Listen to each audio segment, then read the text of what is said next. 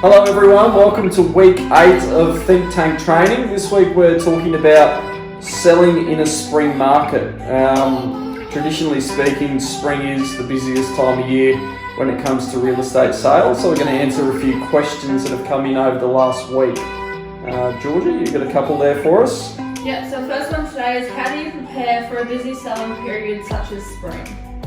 Yeah, look, it's a bit of a double-edged sword that, Georgie, because a lot of vendors want to sell in spring, and because of that, supply is really high in the spring as well. So, if you're a vendor looking to sell, sometimes we suggest that they sell prior to spring, even though spring, as Adam said, is traditionally a big selling period for real estate. Awesome. So do you find that the spring market is more of a buyer's or seller's market? I think each year is different, and it depends on factors around or outside of our control. But I would say this year we're probably seeing it more in favour of the sellers. To be honest, I think that because there is a lack of supply at the moment and there is that buyer demand, properties are being really favourably met by the market, and we're seeing huge numbers through. So like Ben said, that may change in spring when more properties come to market. It may even out a little bit, but certainly as we sit here and speak at the moment, it is a great time to be selling. And what conversations do you have with vendors when they list in a busier period? One conversation I have immediately with vendors, Georgie, is to prepare them for the fact that they may be in competition with a lot of other properties. As I said, a lot of vendors wait for the spring period to sell, and because of that, supply is really high. So they do need to realise that they are in competition. It's important as an agent that we prepare the seller for that. However, at the same time, right now we can only speak in the now. There's no point speaking about what's happened in the past and what will happen in the future. Right now it's the best period in real estate that we've seen in the last 10 years. So there's no reason to say that spring won't be high demand period as well. Awesome. And when taking on new listings, how many is too many?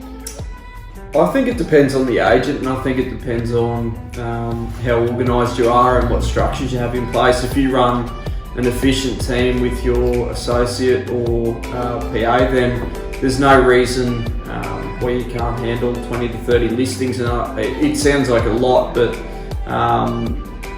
I think it comes down to the efficiency of the agent and how well organised you are. I don't think there's a one-size-fits-all approach to that. I think it depends on the individual, and obviously experience plays a factor in that as well. The more experienced you are, generally the more efficient you'll run your business. When you're still learning, it might be a good idea to take on less and just really overservice those clients that you do have.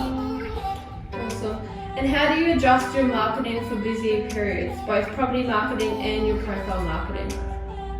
I think our marketing maintains the same high standard regardless of what period we're selling in, and whether we're selling in autumn, summer, spring or winter. I think the marketing is imperative, and that doesn't change in spring. That's consistent throughout the year for us.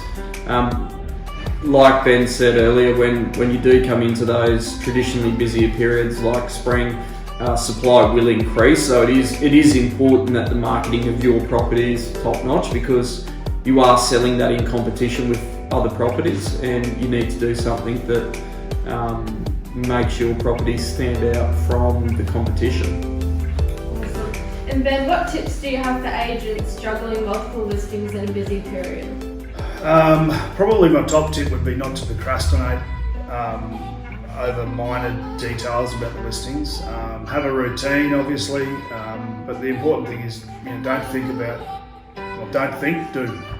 Just get the job done, service your clients as well as you possibly can, and be efficient. Do you have anything to add on to that, Adam?